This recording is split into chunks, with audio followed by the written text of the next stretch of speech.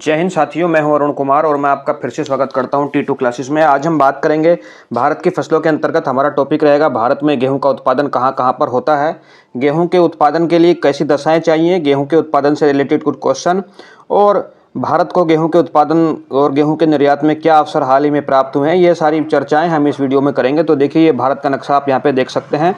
इस भारत के नक्शे में जो आपको डार्क ग्रीन कलर से जगह दिखाई देंगी, यहाँ पर गेहूं का सर्वाधिक उत्पादन भारत में किया जाता है। जैसे कि आपको दिखाई देगा पंजाब, हरियाणा, उत्तर प्रदेश और मध्य प्रदेश विशेष रूप से।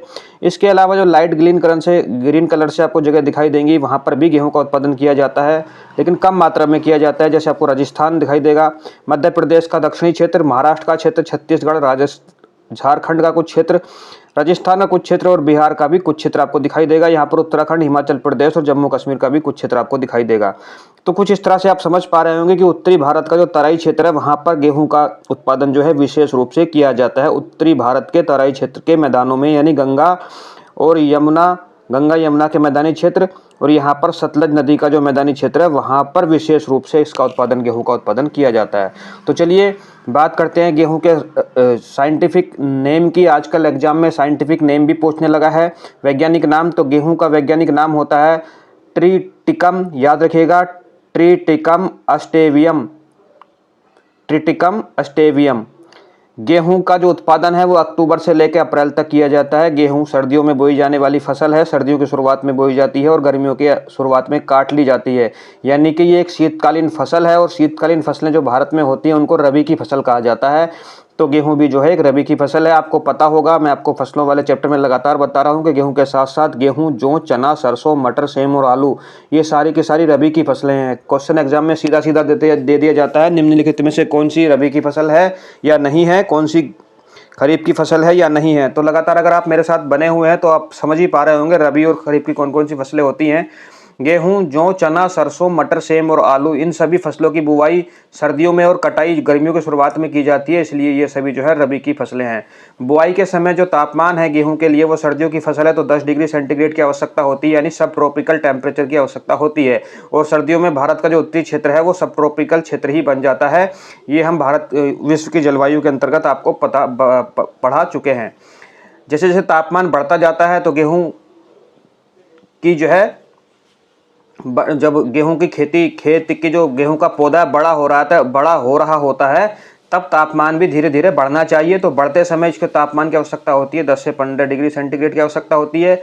और कटाई गर्मियों की शुरुआत में की जाती है, तब तापमान जो है 20 से 25 डिग्री सेंटीग्रेड होता है जब गेहूं की कटाई की जाती है। अगर आप उत्तर भारत में किसी भी क्षेत्र के निवासी हैं तो आप इसके से अच्छी तरह से परिचित होंगे। अगर हम कुल मिलाकर बात करें कि कैसी जलवायु चाहिए गेहूं के लिए, तो ठंडी आर्द्र जलवायु की आवश्यकता होती है। देखिए, सर्दियों में उत्तर भारत में पूरा जो क्षेत्र है, ये वाला जो क्षेत्र दिखाई दे रहा है आपको कलर से किया हुआ है, सर्दियों में यानी अक्टूबर, नवंबर, दिसंबर, जनवरी में यहाँ पर ठंडी पड़ती है, ठंडी जलवायु हो जाती है। और यहाँ पर इस क्षेत्र में कोहरा भी बहुत अधिक मात्रा में आता है, तो जलवायु आर्द्र भी हो जाती है। इसलिए ये जो है खेती करने के लिए गेहूं की उपयुक्त क्षेत्र है। अच्छी सिंचाई व्यवस्था होनी चाहिए, क्योंकि ये फसल सर्दियों में उगाई जाती है और सर्दियों में जो भी फसल उगाई जाती है उसमें पानी की अधिक आवश्यकता होती है, क्योंकि पाला पड़ने से फसल को नुकसान हो सकता है। और जब पानी सिंचाई अच्छी की जाती है खेत में, तो वो पानी जो है किसी भी फसल को पाले से बचाता है। तो अच्छी सिंचाई व्यवस्था होनी चाहिए गेहूं की फसल के लिए। 100 डिग्री सेंटीग्रेड की जो वर्षा रेखा है, ये वाली, यहाँ पर इस क्षेत्र के अंदर ही गेहूं का उत्पादन किया जाता है। यानी कुल मिला के बात करें तो हम 70 से 100 सेंटीमीटर वर्षा की आवश्यकता होती है। 100 डिग्री सेंटीग्रेड नहीं होगा, 100 सेंटीमीटर वर्षा रेखा जो भारत में कुछ इस तरह से गुजरती है। तो 70 से 100 सेंटीमीटर वर्षा जहां पर होती है, उस क्षेत्र में गेहूं की फसल आसानी से की जा सकती है। अधिक वर्षा वाले क्षेत्र में गेहूं की फसल नहीं होती है। भुरभुरी दोमट मिट्टी की आवश्यकता होती है। कैसी मिट्टी की आवश्यकता होती है? भुरभुरी दोमट मिट्टी। और इस क्षेत्र में, पूरे क्षेत्र में भुरभुरी दोमट मिट्टी ही पाई जाती है। ये हम भारत की मिट्टियों के अंतर्गत पढ़ चुके हैं। अगर हम बात करें विश्व में भारत का कौन सा स्थान है गेहूं के उत्पादन में, तो विश्व में उत्पादन में भारत दूसरे नंबर पे आता है। ये बात आपको याद रखनी है, इंपॉर्टेंट फैक्ट है। पहले नंबर पे आता है भारत का पड़ोसी देश, यहाँ पर है चाइना। तो विश्व में भारत गेहूं के उत्पादन में दूसरे नंबर पर आता है। पहले नंबर पे कौन है मैंने आपको बता दिया, चीन। और आपको ये क्रम याद रखना है, पूछा जा सकता है। चीन, भारत, उसके बाद आता है रूस, उसके बाद आता है कनाडा, उसके बाद आता है यूएसए और फिर आ जाता है यूक्रेन। देखिए, अब वर्तमान में रूस और यूक्रेन में युद्ध छिड़ा हुआ है और दोनों ही नाम यहाँ पर सम्मिलित हैं। इसकी एक इम्पोर्टेंट बात बन जाती है जो हम वीडियो के अंत में जानेंगे। तो विश्व में उत्पादन में पहला स्थान चीन का है, दूसरा भारत का है, फिर हम रूस पहुंच जाएंगे, यानी भारत का पड़ोसी देश चीन और चीन का पड़ोसी देश रूस। उसके बाद हम पहुंच जाएंगे उत्तरी अमेरिका महाद्वीप में, कनाडा और यूएसए एंड देन यूक्रेन। ये विश्व में उत्पादन में क्रम है। भारत दूसरे नंबर पे आता है, पहले नंबर पे चीन आता है। अगर भारत के अंदर बात करें सबसे ज़्यादा गेहूं कहाँ उत्पादित होती है, तो देखिए यहाँ मैप में आप समझ पा रहे हैं, ये सबसे ज़्यादा गेहूं उत्तर प्रदेश में है। उसके बाद पंजाब का क्षेत्र आता है, देन मध्य प्रदेश, उत्तर प्रदेश, पंजाब, मध्य प्रदेश, और इसके अलावा जो बाकी क्षेत्र जहाँ जहाँ पर गेहूँ उत्पादन होता है, मैंने आपको बताया हरियाणा में भी गेहूँ का उत्पादन होता है, बिहार में भी अच्छी गेहूँ पैदा होती है, झारखंड में गेहूँ पैदा होती है, राजस्थान में गेहूँ पैदा होती है, उत्तराखंड, हिमाचल प्रदेश के क्षेत्र में भी गेहूं का उत्पादन किया जाता है, महाराष्ट्र के क्षेत्र में भी गेहूं का उत्पादन किया जाता है।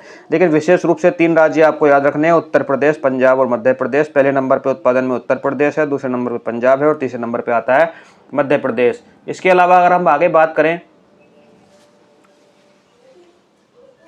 क्षेत्रफल की दृष्टि से देखें, तो क्षेत्रफल की दृष्टि से भी सबसे अधिक गेहूं उत्तर प्रदेश में पैदा करी जाती है। लेकिन पंजाब में गेहूं उत्पादन में तो दूसरे नंबर पे आता है, लेकिन क्षेत्रफल की दृष्टि से पंजाब तीसरे नंबर पे आता है। यानी मध्य प्रदेश में क्षेत्रफल की दृष्टि से गेहूं दूसरे नंबर पे आती है। मतलब कितने क्षेत्र में गेहूं बोया जाता है, तो उसमें मध्य प्रदेश दूसरे नंबर पे है। इसका मतलब ये हुआ कि पंजाब में प्रति हेक्टेयर गेहूं का उत्पादन ज़्यादा है मध्य प्रदेश के मुकाबले। पंजाब में सर्वाधिक प्रति हेक्टेयर गेहूं का उत्पादन किया जाता है, इसलिए पंजाब को भारत का गेहूं का कटोरा भी कहा जाता है, पंजाब राज्य को। जैसा मैंने आपको चावल की खेती में बताया था कि भारत में धान का कटोरा छत्तीसगढ़ को कहा जाता है, ऐसे ही भारत में गेहूं का कटोरा पंजाब राज्य को कहा जाता है, क्योंकि यहाँ पर प्रति हेक्टेयर गेहूं सर्वाधिक पैदा की जाती है। निर्यातकों की बात करें विश्व में, तो विश्व में सबसे बड़ा गेहूं का निर्यातक जो है वो रूस है। पूरी विश्व की गेहूं जितनी भी पैदा होती है उसमें से जितनी भी निर्यात करी जाती है, जैसे कि सबसे बड़ा उत्पादक तो चीन था, उसके बाद भारत था और तीसरे नंबर पे उत्पादन आ रहा था रूस का। लेकिन सबसे बड़े निर्यातक में आप देखेंगे कि रूस पहले नंबर पे है, दूसरे नंबर पे आता है यूएसए, तीसरे नंबर पे कनाडा, चौथे पे फ्रांस, पांचवें पे यूक्रेन। पहले जो बड़े उत्पादक हैं चीन और भारत, उनका इस निर्यातक में नाम ही नहीं है, क्योंकि चीन और भारत में खुद ही इतनी अधिक जनसंख्या है कि सारा गेहूं जो प्रोड्यूस करते हैं ये दोनों देश, उसका सारे का उपभोग जो है वो खुद अपने देश में ही कर लेते हैं। भारत विश्व में जितनी भी गेहूं का निर्यात करा जाता है उसका केवल 1% से भी कम निर्यात कर पाता है। सारे के सारे गेहूं का कंजम्पशन भारत खुद ही अपने देश में कर लेता है, क्योंकि जनसंख्या बहुत अधिक है। सेम कहानी चीन के साथ है। तो विश्व में गेहूं का सबसे बड़ा निर्यातक कौन बन गया? रूस बन गया 18% के साथ। उसके बाद यूएसए है, देन कनाडा, फ्रांस और यूक्रेन। ये क्रम आपको याद रखना है, इंपॉर्टेंट है। रूस, यूएसए, कनाडा, फ्रांस और यूक्रेन। यहाँ पे कनाडा उत्पादन में यूएसए से आगे था, लेकिन यूएसए निर्यात में कनाडा से आगे है। ठीक है, ये आपको क्रम याद रखना। और यहाँ पर भी आप देख पा रहे हैं इन पांचों देशों में, रूस, यूएसए, कनाडा, फ्रांस और यूक्रेन में, यहाँ पर रूस और यूक्रेन दोनों ही देश सम्मिलित हैं। दोनों में वर्तमान में युद्ध छिड़ा हुआ है। आयातक की बात करें तो गेहूं, ये सब देश निर्यात करें तो सबसे ज़्यादा आयात कौन कर रहा है, इंपोर्ट कौन कर रहा है? तो सबसे ज़्यादा गेहूं का आयातक देश जो है वो मिस्र और तुर्की है। मिस्र जो कि अफ्रीका महाद्वीप का उत्तरी देश है सहारा डेजर्ट में, और तुर्की जो है एशिया का ही देश है।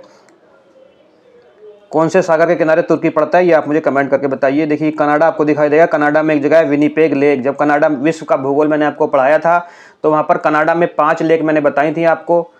उन 5 लेकों में से एक विनिपेग लेक थी, और विनिपेग लेक के किनारे ही शहर बसा हुआ है विनिपेग, और वहाँ पर बहुत ही अधिक गेहूं पैदा की जाती है और वहाँ से गेहूं का बहुत अधिक एक्सपोर्ट भी किया जाता है। तो विनिपेग जो कि कनाडा में एक शहर है, उसको विश्व की गेहूं की मंडी कहा जाता है। इंपॉर्टेंट क्वेश्चन है, बहुत इंपॉर्टेंट क्वेश्चन है। विश्व की गेहूं की मंडी किसे कहा जाता है? ना रूस में है, ना यूएसए में है, कनाडा में है विनिपेग। विनिपेग झील से भी आप याद रख सकते हैं, जहाँ पे मैंने आपको Great Bear, Great Slave Lake पढ़ाई थी, वहीं पर विनिपेग लेक भी था, आप जाकर देख सकते हैं। उत्तरी अमेरिका महाद्वीप जब मैंने पढ़ाया तो विनिपेग लेक मैंने आपको बताई है। उसी विनिपेग लेक के किनारे पर बसा हुआ विनिपेग शहर जो है वो कनाडा में लोकेटेड है, उसे विश्व की गेहूं की मंडी कहा जाता है। ये इंपॉर्टेंट फैक्ट है, ये फैक्ट आपको याद होना चाहिए जब आप कोई भी एग्जाम देने जाएंगे। तो चलिए अब आगे बात कर लेते हैं हम। भारत में जो गेहूं का कटोरा किसे कहा जाता है ये मैंने आपको बता दिया। भारत का गेहूं का कटोरा पंजाब राज्य को कहा जाता है। ये पंजाब यहाँ पे आपको दिख रहा होगा। भारत में जो है हरित क्रांति का शुरुआत करी गई थी 1960 के दशक में, आपको पता होगा। भारत में हरित क्रांति का जनक किसे कहा जाता है ये आपको पता है तो कमेंट करके बताइए। भारत में हरित क्रांति की शुरुआत 1960 के दशक में करी गई, और उस हरित क्रांति का सबसे अधिक प्रभाव जो पड़ा था वो गेहूँ की खेती पर ही पड़ा था, और हरित क्रांति के बाद गेहूँ की खेती के उत्पादन में बहुत अधिक वृद्धि हुई। अब गेहूं की किस्में कौन कौन सी हैं? देखिए किस्में एग्जाम में आजकल पूछे जाने लगी हैं। किस्म का नाम देके खेती का नाम पूछ सकता है, खेती का नाम देके किस्म का नाम पूछ सकता है। तो किस्में आपको गेहूं की याद रखनी पड़ेंगी। कल्याण, सोना, हीरा, मकरोनी, कुंदन, अमर, एस 227, राज 377, अर्जुन, शेरा और सोनालिका, ये गेहूं की कुछ किस्में हैं। ये आपको याद करनी पड़ेंगी, करनी ही पड़ेंगी। कल्याण, जो भारत की प्रमुख फसलें हैं उनकी किस्में आपको पता होनी चाहिए, एग्जाम में पूछी जाती हैं। कल्याण, सोना, हीरा। सोना हीरा जिसके पास होता है उसका कल्याण हो जाता है, ठीक है जी। कुंदन ने जब मैक्रोनी खाई तो वो अमर हो गए, ऐसे आप याद कर सकते हैं कोई भी ट्रिक बना के। क्या? सोना हीरा जिसके पास हो उसका कल्याण हो जाता है। कुंदन ने जब मैक्रोनी खाई तो वो अमर हो गए। और अर्जुन, सोनालिका, शेरा, इसमें भी आप कोई ट्रिक बना सकते हैं। एस तो 227 और राज 377 जो है, ये सारी की सारी किस्में जो हैं ये गेहूं की किस्में हैं। चावल के बाद भारत में दूसरी सबसे महत्वपूर्ण खाद्यान्न फसल जो है वो गेहूं ही है। चावल भारत की सबसे महत्वपूर्ण खाद्यान्न फसल है, लेकिन चावल के बाद भारत में जो सबसे महत्वपूर्ण खाद्यान्न फसल है वो गेहूं ही है। गेहूं के उत्पादन में वृद्धि करने के लिए, गेहूं को निर्यात को बढ़ावा देने के लिए प्रति हेक्टेयर अधिक गेहूं का उत्पादन किया जाए, इसको लेकर कुछ सरकारी पहले भी की जा रही हैं। तो इनके नाम आपको याद रखने की। लॉन्ग क्वेश्चन अगर आ जाता है भारत में गेहूं के उत्पादन से रिलेटेड, कोई भी लॉन्ग क्वेश्चन किसी भी एग्जाम में आ जाता है, बड़ा क्वेश्चन मुख्य परीक्षा में, तो ये सारे टॉपिक आपको सरकारी पहले क्या हैं, क्या अवसर प्राप्त हो सकता है, किसमें कौन कौन सी है, सब आप उसमें सम्मिलित करेंगे तो इसी वाली वीडियो से आप लॉन्ग क्वेश्चन भी बना सकते हैं। किसी तरह का भी लॉन्ग क्वेश्चन यहाँ से बन जाएगा। सरकारी पहले की जा रही है। कृषि हेतु मैक्रो मैनेजमेंट मोड व्यवस्था चलाई जा रही है सरकार के द्वारा। राष्ट्रीय खाद्य सुरक्षा मिशन चलाया गया है सरकार के द्वारा। और राष्ट्रीय कृषि विकास योजना भी भारत सरकार के द्वारा चलाई जा रही है। तो ये तीनों ही जो सरकारी पहले हैं, जिससे ना कि गेहूं को बल्कि अन्य फसलों को भी बढ़ावा दिया जा रहा है। भारत में उनकी जो उत्पादकता को बढ़ावा दिया जा रहा है।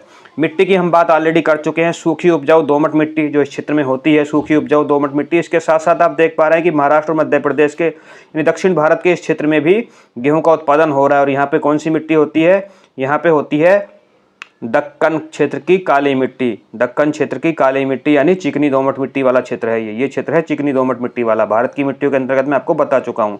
तो सूखी उपजाऊ दोमट और चिकनी दोमट मिट्टी में इसका उत्पादन किया जाता है। सूखी उपजाऊ दोमट मिट्टी कहाँ मिलेगी आपको? गंगा के मैदानी क्षेत्र में, सतलजों के मैदानी क्षेत्र में। और काली मिट्टी कहाँ मिलेगी आपको? चिकनी दोमट मिट्टी ये मिलेगी आपको दक्कन के पठार में।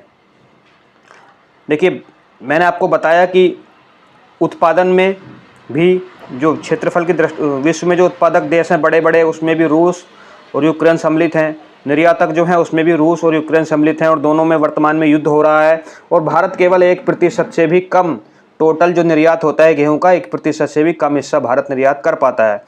तो क्योंकि रूस और यूक्रेन मिलकर, दोनों देश मिलकर, रूस और यूक्रेन मिलकर विश्व की टोटल गेहूं के निर्यात जितना भी होता है उसका 25% निर्यात करते हैं। और दोनों ही इस समय एक भीषण युद्ध में घिरे हुए हैं, जिसके कारण वहाँ गेहूं के उत्पादन में भी और निर्यात में भी कमी आई है। और इसका फायदा भारत उठा सकता है। भारत को एक नया बाजार मिलने की संभावना बढ़ी है। और जब नया बाजार मिलेगा तो उत्पादन भी बढ़ेगा और निर्यात भी बढ़ेगा। और प्रति व्यक्ति जो लोग गेहूं का प्रोडक्शन करते हैं उनको अधिक पैसा मिलेगा। तो ये एक अवसर है भारत के पास कि भारत रूस यूक्रेन युद्ध से ये फ़ायदा उठाए और अपने गेहूं के निर्यात में वृद्धि करे। आई होप आपको ये वीडियो पसंद आया होगा। मिलते हैं ऐसी अगली वीडियो में, तब तक खुश रहें, मुस्कुराते रहें। जय हिंद, जय भारत।